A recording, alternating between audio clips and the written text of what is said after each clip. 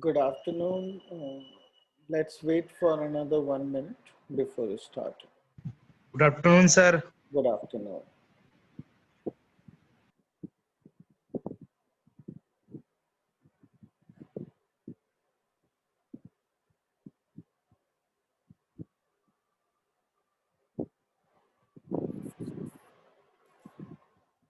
We'll wait for about a minute and then we will start. We'll start a new topic today. We'll start vectors. Okay. So it's a new topic for people who have done it in physics. They will have a brief understanding of this already. लेकिन अगर आपने ये physics में नहीं किया है तो फिर ये बिल्कुल आपके लिए एक नया टॉपिक होगा.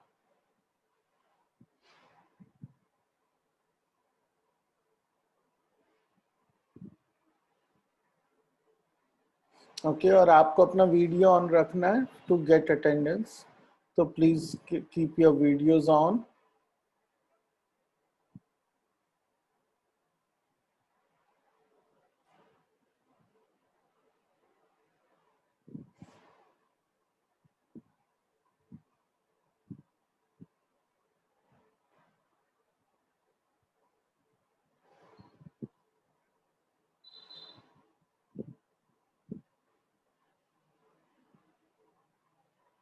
यश आपने ऑन किया था, बंद क्यों कर दिया? उसको ऑन ही रखना है, ऐसा नहीं कि एक बार ऑन करके बंद करना है.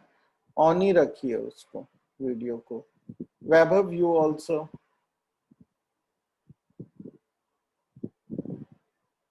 या great. Okay, so we will get started. Others can join in the meantime. ठीक है. तो जो है हाँ, तो देखिए हम वेक्टर्स आज करने वाले हैं. आप में से किस किस को वेक्टर क्या होता है ऑलरेडी पता है? देखिए सबसे पहले हमें वेक्टर समझने के लिए दो कॉन्सेप्ट समझ आने चाहिए, वेक्टर्स एंड स्केलर. ठीक है. तो स्केलर ये वर्ड आता है स्केल से. आपको स्केल वर्ड पता ही है, स्केल, राइट? तो scale is another word for magnitude. तो ये वो क्वांटिटीज होती है जिनमें केवल मैग्नीट्यूड होता है. यानी उनका बस मैग्नीट्यूड अगर आपने बता दिया तो उसके बारे में सब कुछ बता दिया. जैसे कि मास. मास अगर आपने बता दिया कि किसी बॉडी का 1 किलोग्राम है, तो that is all you can tell about the mass. Okay, and hence it has only one thing to it, which is magnitude. But there are quantities which also need with magnitude a direction to be told. और वो direction जब तक न बताई जाए तब तक उस क्वांटिटी का डिस्क्रिप्शन पूरा नहीं होता है. तो जो ऐसी क्वांटिटीज हैं जिनमें मैग्नीट्यूड भी बताना जरूरी है और डायरेक्शन भी, ऐसी क्वांटिटीज को हम बोलते हैं वेक्टर. ठीक है. अब क्यों हमें फर्क पड़ता है इस बात से कि हमें जो है मैग्नीट्यूड भी बताना पड़े और डायरेक्शन भी बताना पड़े? वो इसलिए फर्क पड़ता है कि जो ये वेक्टर क्वांटिटीज हैं, इनमें जो मैथमेटिक्स लगता है, इनमें जो अलजेब्रा लगता है, वो अलग हो जाता है. और अगर हम उसको बिना डायरेक्शन के करना चाहें तो हमें जो रिजल्ट्स आएंगे वो गलत आएंगे. इसलिए क्योंकि वो फिजिकली ये क्वांटिटीज को डायरेक्शन चाहिए होती है, इसलिए हम बताते हैं. ये कोई हमारी इच्छा की बात नहीं है कि इस चीज में डायरेक्शन बता दो, इसमें नहीं बताओ. ठीक है. तो अब हम ये देखते हैं कि मैथमेटिकली जो वेक्टर क्वांटिटी है, जो स्केलर क्वांटिटी है, they are represented by simply a number. So उनका कोई कॉम्प्लेक्सिटी नहीं है. अब वेक्टर को हम ज्योमेट्रिकली कैसे रिप्रेजेंट करते हैं? तो वेक्टर को हम ज्योमेट्रिकली रिप्रेजेंट करते हैं using a line segment.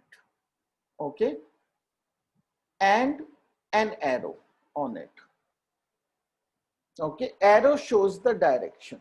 So for example, this is going in this direction.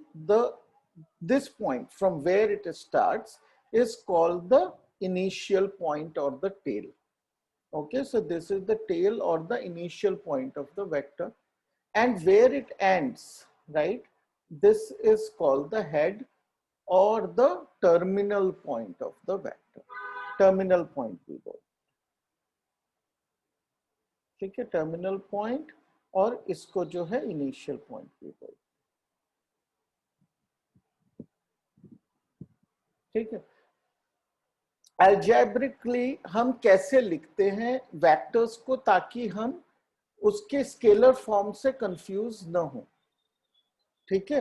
तो अलजेब्रिकली हम इसको लिखेंगे, मान लीजिए ये पॉइंट ए है इनिशियल पॉइंट, और जो टर्मिनल पॉइंट है वो बी है, तो हम इसको लिखेंगे ए बी, ऊपर एक एरो, ठीक है। कभी कभी आप ऐसा भी देखेंगे कि ए बी लिख के ऊपर केवल लाइन खींच दी, दोनों ही एक्सेप्टेबल होते हैं, लेकिन this is the preferred notation, ठीक है। तो A B, okay, and you cannot write it as BA, right? This becomes a different vector. We have to write it as AB because A is the initial point that comes first, the terminal point comes after, ठीक है। तो ये हुआ हमारा vector notation. हम इसको एक, अगर हम इस वेक्टर को एक नाम दे दें, मान लीजिए A दिया, तो उसको भी हम A के ऊपर एरो लगा के लिखेंगे ताकि हम किसी स्केलर क्वांटिटी से कंफ्यूज न कर दें, ठीक है। तो इस तरीके से तो हम इसको पूरे वेक्टर को लिखते हैं, और जो इस वेक्टर की लेंथ है, यानी जो उसका मैग्नीट्यूड है, जो लेंथ होती है वो मैग्नीट्यूड दिखाती है, ठीक है। तो वो मैग्नीट्यूड को हम कैसे लिखते हैं, अगर ये हमारा वेक्टर है तो इसके बाहर मॉड्यूलस का साइन लगाकर, एब्सोल्यूट वैल्यू का साइन लगाकर, अगर हम ये साइन लगा देते हैं तो ये मैग्नीट्यूड बन जाता है। सिमिलरली हम ऐसे भी लिख सकते हैं, तो ये भी मैग्नीट्यूड कहलाएगा, ठीक है। तो ये हो गए हमारे बेसिक रिप्रेजेंटेशंस। अब जो हमें एक चीज समझनी चाहिए वो ये है कि जो वेक्टर है, मान लीजिए ये हमारा एक वेक्टर है,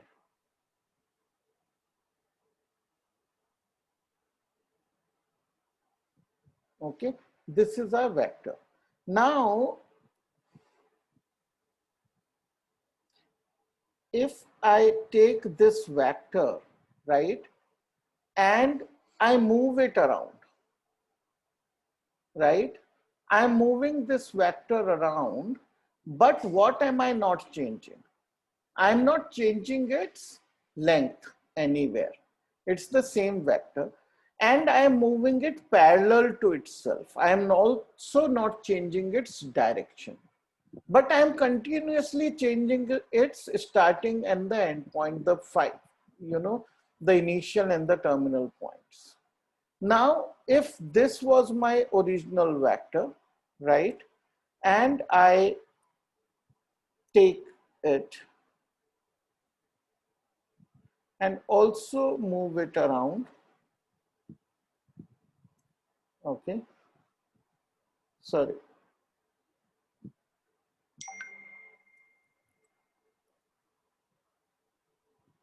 okay, I also move it around. So these two vectors, right, let me call this as the B vector now. Okay, this is B vector. Now this vector and this vector are actually same.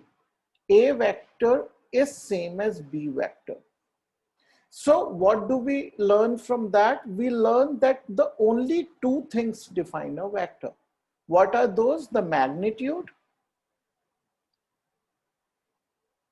और दूसरी चीज क्या है? Direction. But moving it around parallelly anywhere does not change the vector. ठीक है? तो इस तरह के वेक्टर्स को, क्योंकि इनके पॉइंट्स फिक्स नहीं है, केवल इनका डायरेक्शन और मैग्नीट्यूड फिक्स्ड है, इनको फ्री वेक्टर्स कहते हैं। बट ये नाम केवल आपको बताने के लिए है। हम हमेशा जब वेक्टर बोलेंगे तो we always mean a free vector. Okay, now the question is, when are two vectors equal? Two conditions are to be met.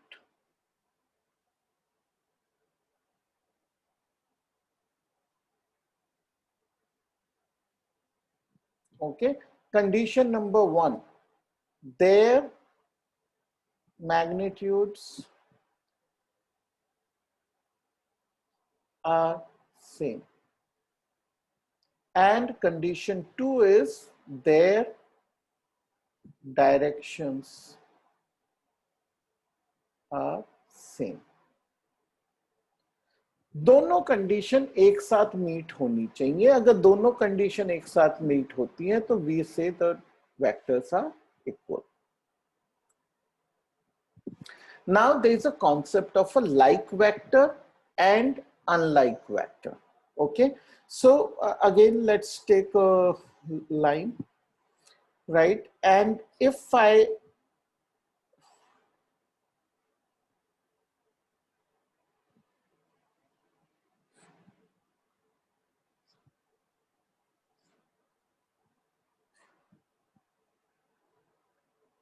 okay, I have all these vectors. All these vectors are parallel to each other, right? Also, they are in the same direction, right? All of them are going in the same direction and they are parallel to each other. Such vectors are called like vectors. However, if they are parallel to each other, ये एक दूसरे से parallel सब हैं, लेकिन जो है इनकी डायरेक्शन जो है वो ऑपोजिट है।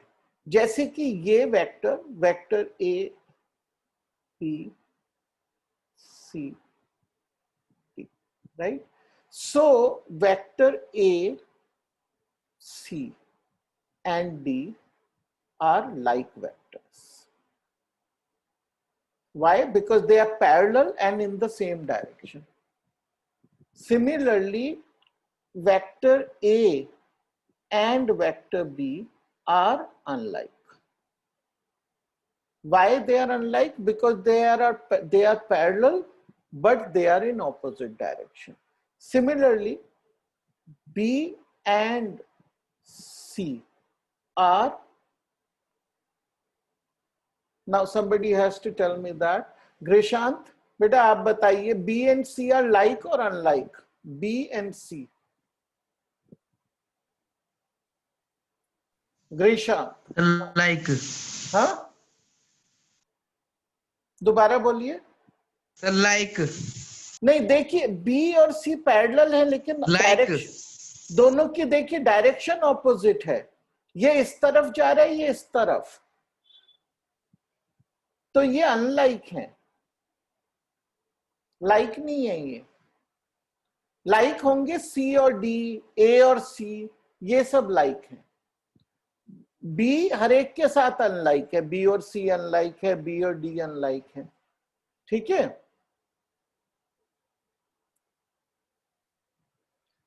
अब हम एक कॉन्सेप्ट समझेंगे पोजीशन वेक्टर का। ठीक है, अब पोजीशन वेक्टर समझने के लिए सबसे पहले हम 3 डायमेंशनल कार्टेशियन सिस्टम को समझते हैं। 2 डायमेंशनल कार्टेशियन सिस्टम आपको पहले से आता है, राइट? एक्स वाई कोऑर्डिनेट्स होते हैं, दोनों एक दूसरे से परपेंडिकुलर होते हैं। तो जब हम 3 डायमेंशंस की बात करते हैं तो हमारे जो एक्सीज होते हैं वो किस तरह होते हैं उनको देखते हैं। ठीक है, आ दे गए ना? क्या बोल रहे हो मोहित?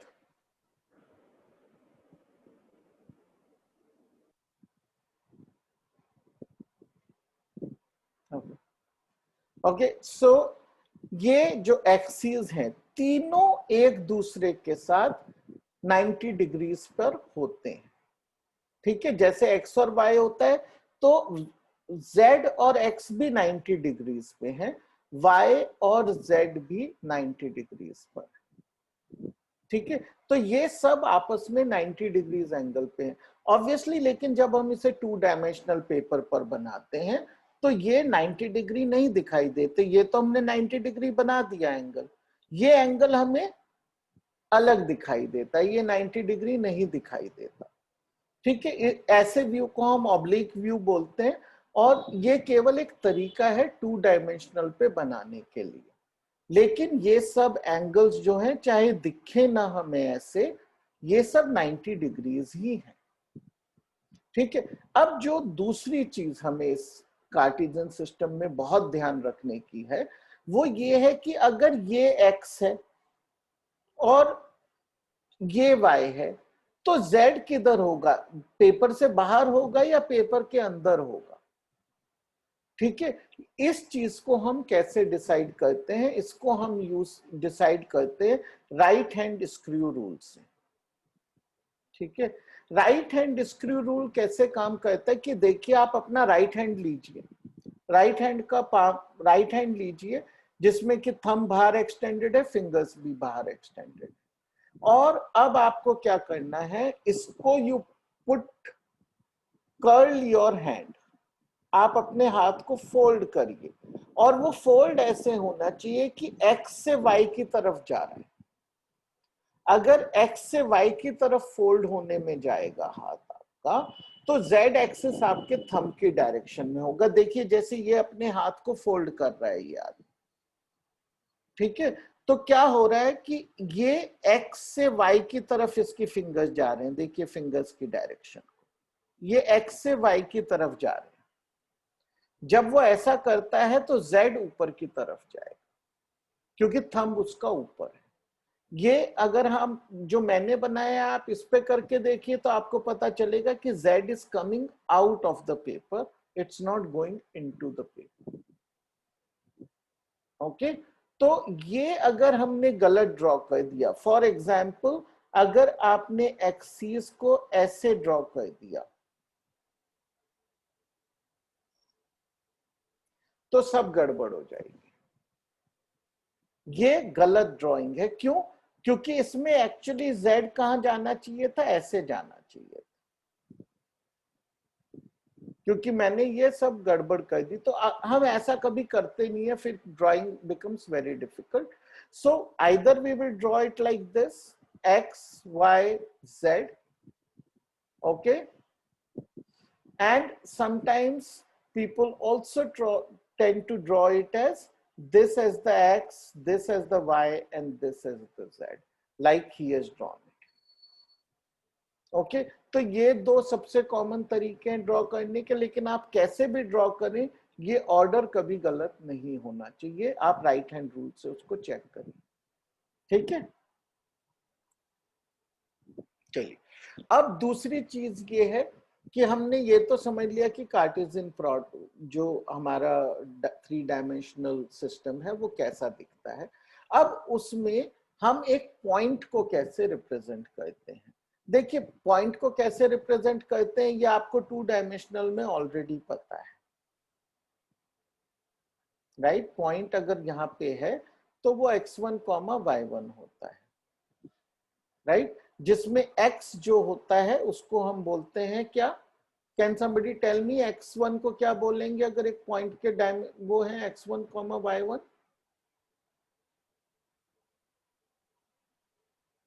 एब्सिसा। हाँ एब्सिसा बोलते हैं इसको, ओके। और y को बोलते हैं ऑर्डिनेट, ठीक है। और ये हाँ, और ये होते हैं ऑर्डर्ड पेयर होता है। ये बताने से यूनिकली हम पॉइंट को डिफाइन कर सकते हैं। In a 3 dimensional we have to give 3 numbers, okay, in the same order. Always x comes first, then comes y, and then comes z. आप इसको ड्रॉ कैसे भी करिए, लेकिन लिखने में हमेशा और हमेशा x आएगा, फिर y आएगा, फिर z आएगा। यूजली जो टर्म्स हैं एब्सिसा, ऑर्डिनेट, ये हम इसमें यूज नहीं करते हैं, क्योंकि यहाँ पे 3 डायमेंशंस हैं, तो थर्ड डायमेंशन के लिए कुछ टेक्स्ट कोई नाम देते हैं लेकिन हमें वो नाम नहीं यूज करने हैं, ठीक है। तो हम जो है इसमें एब्सिसा ऑर्डिनेट वर्ड्स यूज नहीं करेंगे, हम उसको we will get also use some other ways to depict it, तो तब और आसानी हो जाएगी। लेकिन सबसे पहले x पे लेंथ, फिर y पे, फिर z पे, ठीक है। The order is very very important, we can't change it. Okay, the first is along x, then y, then z, and ठीक है। ये तीनों जब हमने इस तरह एक पॉइंट को लिख दिया p is equal to this, तो ये यूनिक डेफिनेशन, ये लिखने के बाद हमारा पॉइंट यूनिकली डिफाइन हो गया। नाउ पोजीशन वेक्टर क्या होता है? अब हमारे पास एक कार्टेशियन सिस्टम है, हमारे पास एक पॉइंट है, right. The point is let's say this p x1, y1, z1, right. तो अगर मैं ओरिजिन O को इस पॉइंट से ज्वाइन कर दूं तो एक वेक्टर बनेगा from O to the point P। तो this vector O to P is the position vector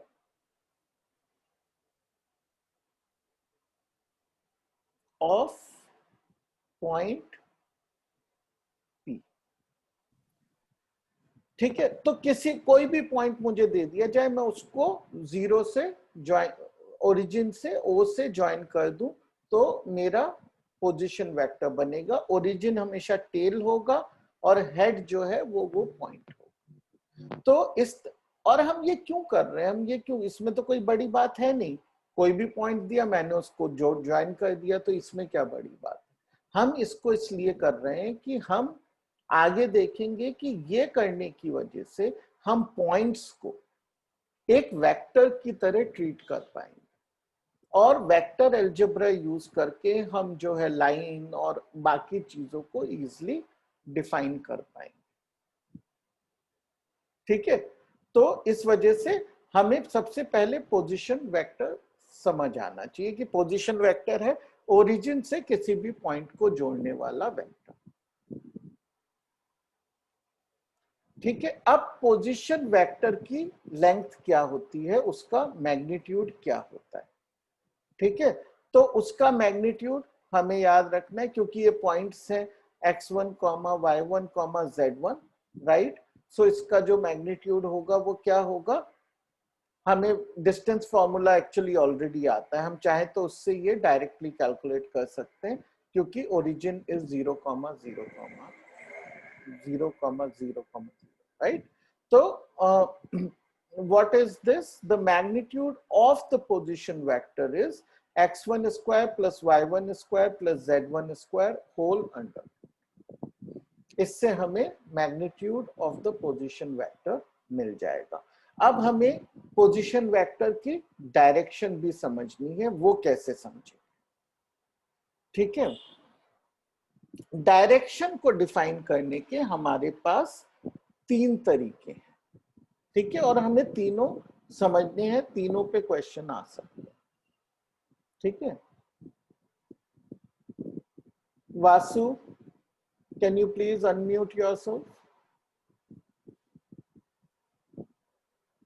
Vasu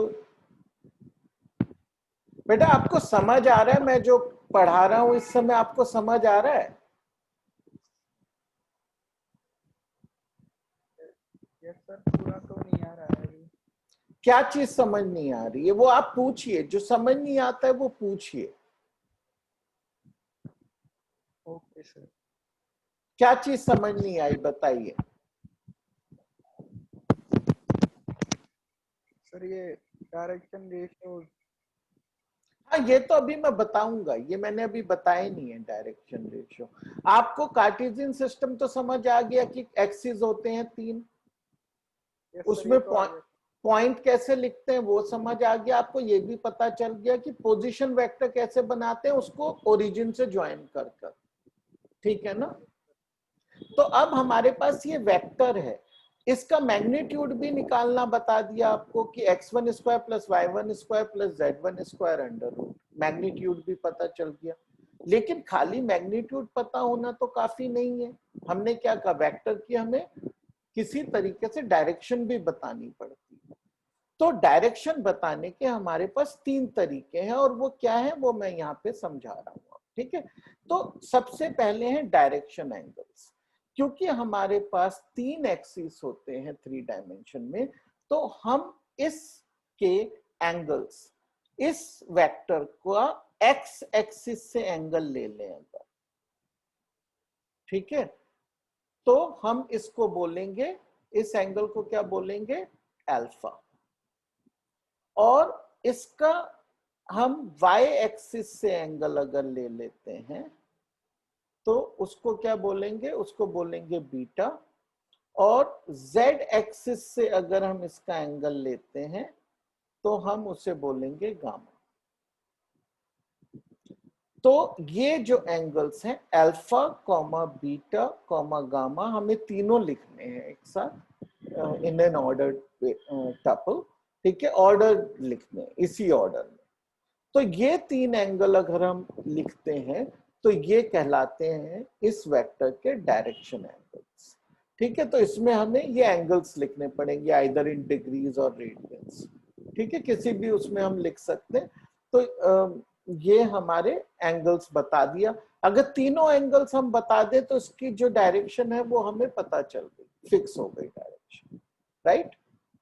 अब डायरेक्शन कोसाइंस क्या होते हैं, इनके कोसाइन लिख सकते हैं, ठीक है, cos alpha, cos beta and cos gamma, ठीक है।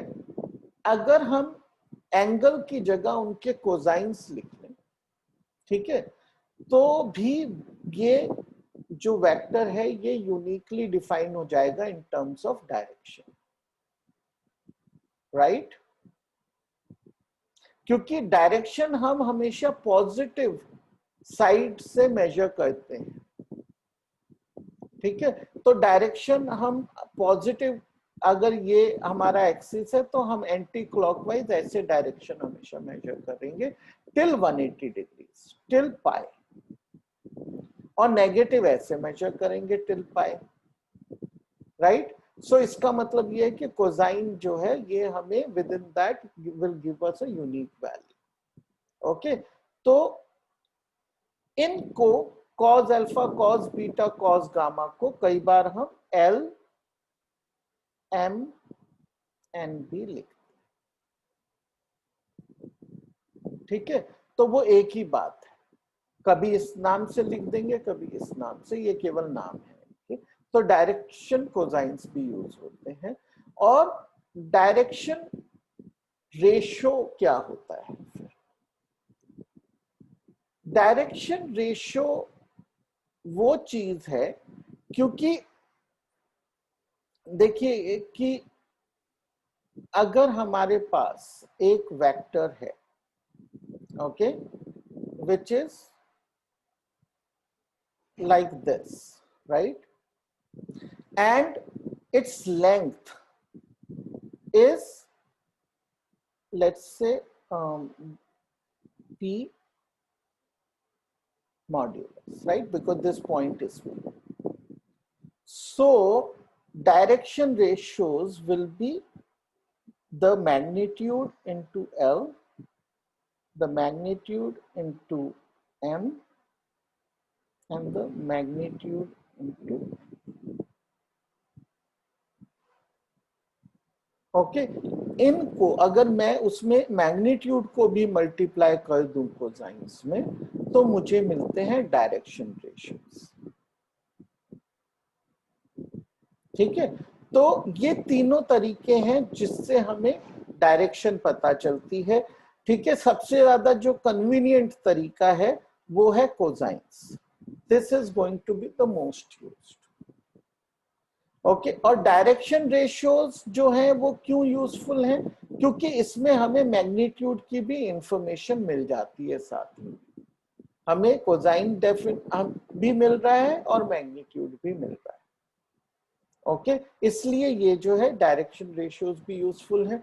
डायरेक्शन रेशियोज से हमें कई बार कोसाइंस निकालने का क्वेश्चन आएगा मान लीजिए, तो कैसे निकालेंगे? अगर हमें किसी के direction ratio sometimes written as DR, अगर कभी डीआर दिए हुए हैं किसी भी वेक्टर, राइट, मान लीजिए हमें दिए गए हैं 2, 3 and 4, these are the direction ratios of a vector। तो इससे डायरेक्शन कोसाइन कैसे निकालेंगे? कोई सोच सकता है कि कैसे निकाल सकते हैं? इस चीज को देखिए, इससे आपको शायद आइडिया लग जाए। देखिए, इससे हम क्या करेंगे कि हम we will first find the modulus. Modulus कैसे आएगा हमारे पास?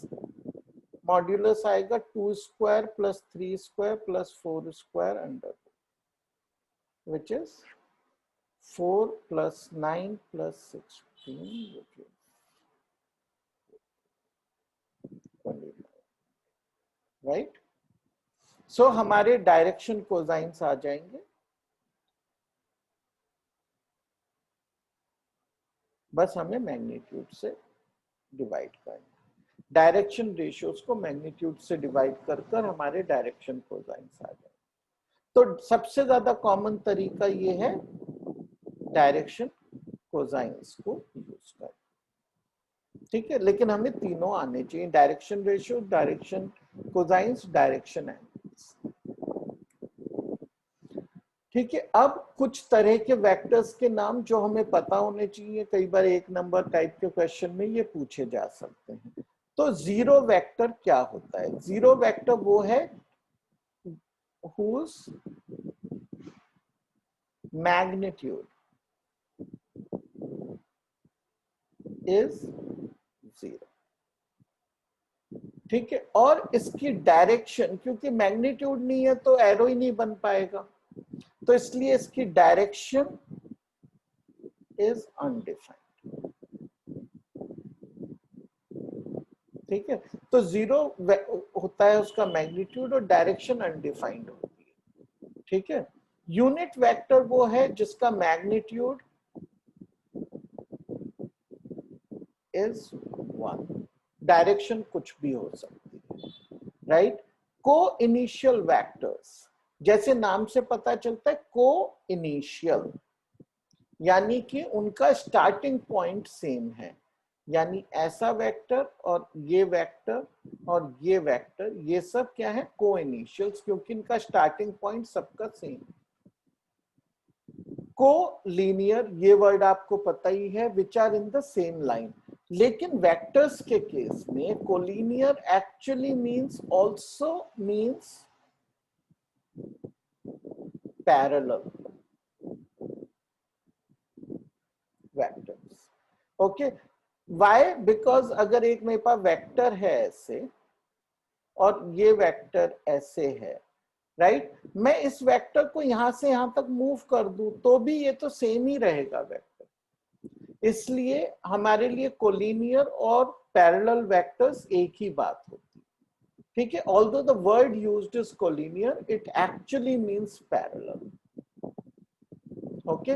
नेगेटिव ऑफ अ वेक्टर क्या है? अगर हमारे पास एक वेक्टर ऐसे है तो उसी लेंथ का, एग्जैक्टली उसी लेंथ का, उससे पैरेलल एक दूसरा वेक्टर बनाया जाए जिसकी की डायरेक्शन बस उल्टी कर दी जाए, तो वो बन जाएगा हमारा नेगेटिव ऑफ दैट वेक्टर। तो नेगेटिव वेक्टर कैसे बनता है? Keep magnitude same,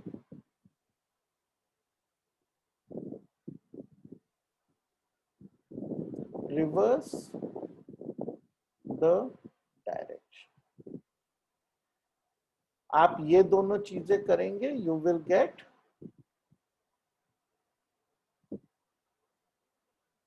negative vector,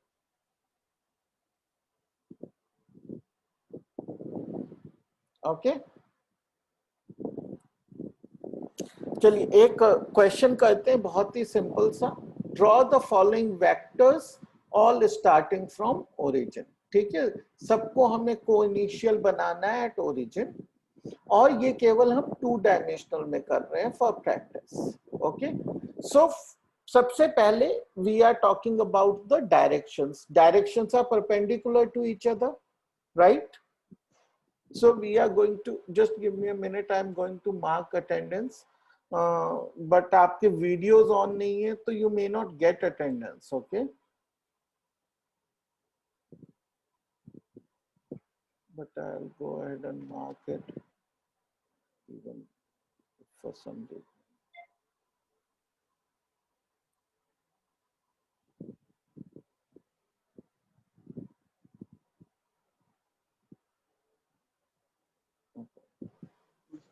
ये तो मैथ की क्लास है. Yes.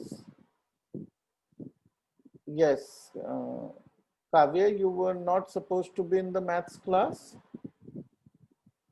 No sir, I am Hindi है सर. हाँ, तो ये आपने गलत सर और क्लास मैं ज्वाइन लीव कर दी. हाँ, आप लीव कर दीजिए.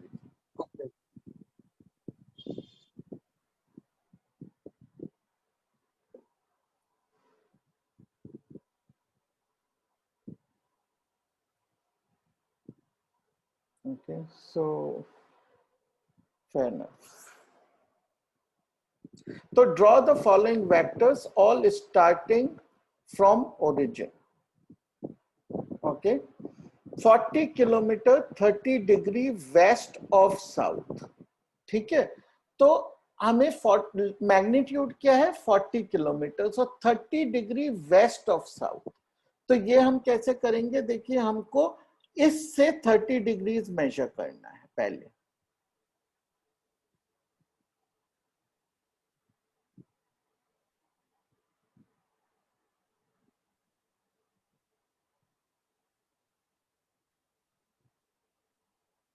ओके, तो ये होता है 30 डिग्रीज.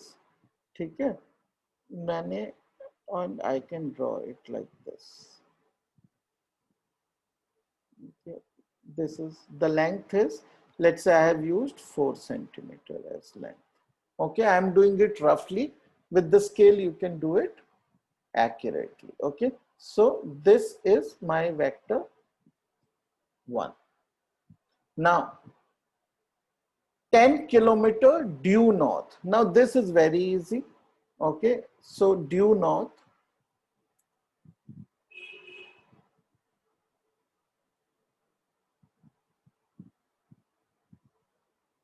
ओके ये 10 है तो ये मेरा वेक्टर हो गया 2.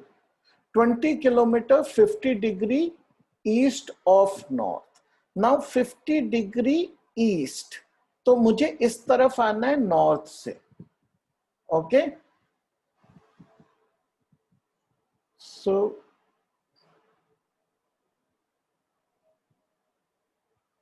let's say this is a little bit more. Yeah, okay, so this is 50 degrees and the length is 20. So length should be slight, only this much. Okay, so these are rough drawings. This is, let's say 50 degrees. So this is my vector 3. 50 kilometre due north west. North west कौन सी direction होती है, ये वाली, at an angle of 45 degrees. Okay, so I have to get it to an angle of 45.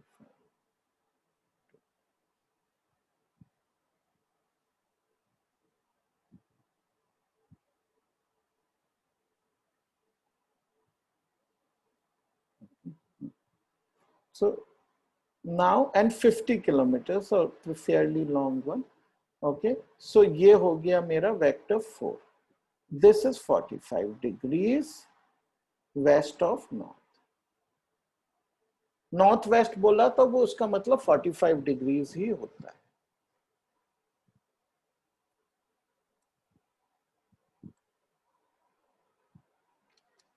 Okay, and now we will do the 20 kilometer due west. Okay, so it is 20 kilometers due west. So 20 is approximately this. So this is our vector 5. Okay, so 2 dimensions.